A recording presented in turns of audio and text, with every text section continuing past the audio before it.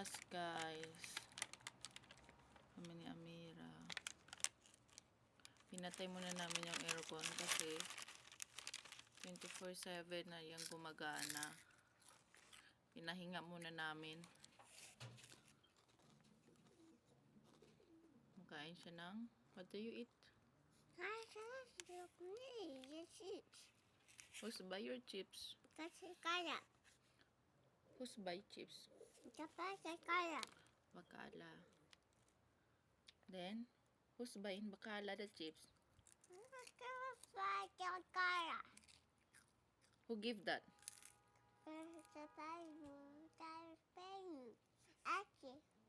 No. Papa, good girl.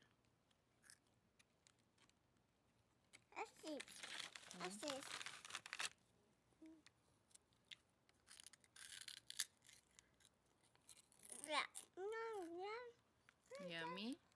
Yeah.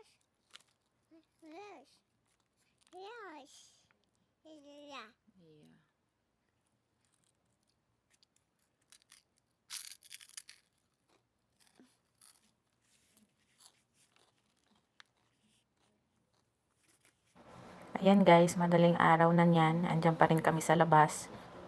Tumambay kami sa labas. Hanggat hindi pa nauwi yung papa ni Amira, nandyan muna kami. Kasi guys, pag sa hapon at umaga is sobrang init. Nasa 42 to 43 degrees yung init. Kaya hindi mo talaga kaya pag lumabas ka ng ganun oras. Kaya yung time namin para lumabas is madaling araw na lang talaga. At ayun guys, sobrang lamig kasi sa loob din ng kwarto namin. Kaya sumakit din yung katawan ko. Kaya sabi ko, tambay mo na sa labas. At ayan guys, nagulat ako kasi umikot kami sa bahay ni Amira kasi nagtitingin ako kung anong meron, kung anong pwedeng iligpit. So nagulat ako. Natakot ako nung una kasi akala ko, yan, sabi ko. Yun pala is yung mga bee. Tapos, Nakaraan. Kasi, akala ko kung ano.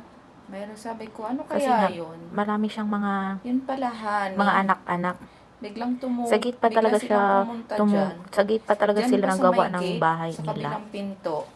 So, ilang Hindi weeks tuloy kaya dito yan o ilang magamit. buwan Kaya bago doon kami sa kabila gumagamit. ma-harvest. Charot. Para makuha yung honey niya. Ayan guys, tingnan nyo, diba? Nakakatakot. Buti na nga lang, hindi ko hinawakan kasi bubuksan ko sana kasi may sisilipin ako sa labas. Dumadami sila Pagtingin ko ay putik.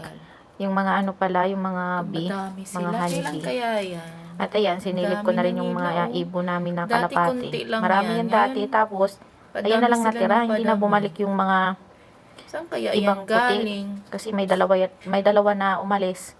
Kasi nga, inaaway ng mga black na yan. Mga black na kalapati. Ang dami Meron dyan naming yung alaga black. guys ng mga kalapati. So, ayan yung alaga namin guys. Kalapati sa labas. Mga 15 yan sila piraso. Sobrang dami niyan dati, bigla na lang nawala kasi naaway ng mga itim na yan, natatapang yung mga itim. Mga 18 na yan. Yung iba lumipad, tapos hindi yan yung na alaga bumalik. ng ibon. Yung mga bagong pinanganak na mga ibon.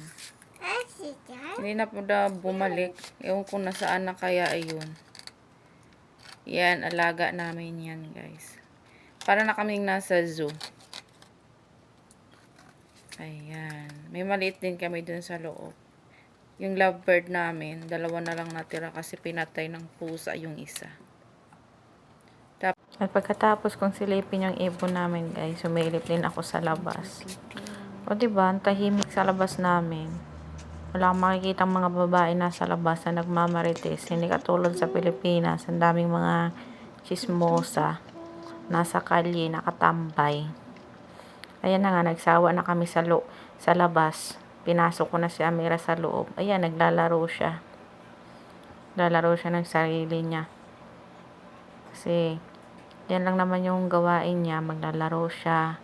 Inaaliw niya yung sarili niya. Kasi wala naman siyang kalaro.